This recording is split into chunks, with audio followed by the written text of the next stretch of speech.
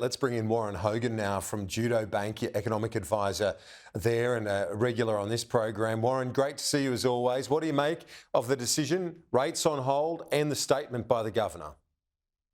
Yeah, hi, Kieran. Thanks for having me on the show. I think that we're seeing a bit of a shift towards maybe they're done. The market reaction certainly reads that way with as Ross just mentioned, the fall in longer term interest rates. We're seeing that play out overseas. We're seeing inflation come down in Europe and America. We're seeing the market there think the next move in rates is down. And so the RBA here has adjusted their wording a little bit.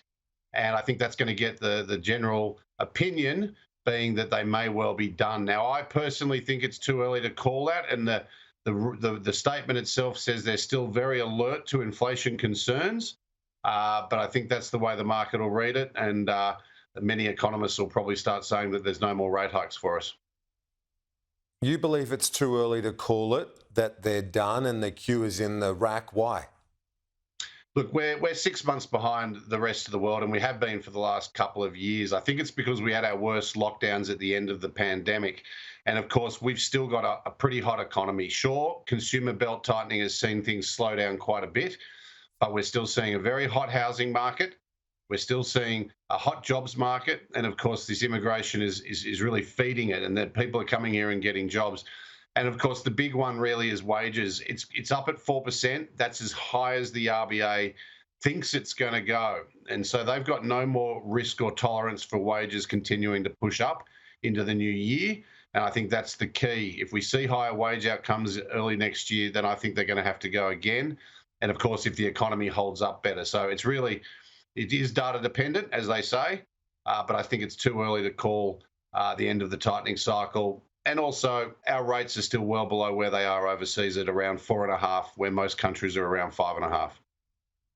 And this pause coming at the end of the year, it's a longer pause until the next board meeting, which doesn't come until February, Warren. Yeah, well, they have their normal summer break. And of course, December's a big meeting because this is the busiest time of the year for consumer spending, not just retail for Christmas, but also holidays. So they're really giving a bit of a green light, I think, and then it doesn't really get to adjust or have any effective communications now until February. And of course, we have a new board structure and a new process coming on next year where we only have meetings every 6 weeks. We don't have monthly meetings. And I think that means that if the RBA does have to go again, there's a chance that they may go 50 because they're not going to get the same regular opportunity to move rates. So, yeah, we've got a changing environment, but it's all quiet now for the next 8 weeks or so.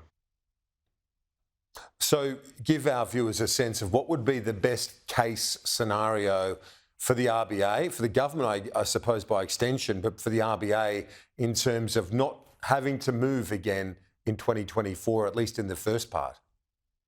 Well, I think the best case is going to see a further moderation in the economy. That is continued softness in consumer spending, the housing market easing back, which we are getting a few signs of that. But of course, the jobs market easing back as well. You don't need to see job losses or employment falling, just not the same job creation we're seeing. So we just see that moderation that we've seen in the economy in 2023 extend into 2024. And of course, with that, we need also inflation to continue to come down. It'll be slow, it'll be gradual, but it still needs to fall down under 4% towards 3%. There's every chance we'll get that, but, we're really just watching and waiting. Warren Hogan, appreciate it. We'll chat to you soon. Thanks, Kieran.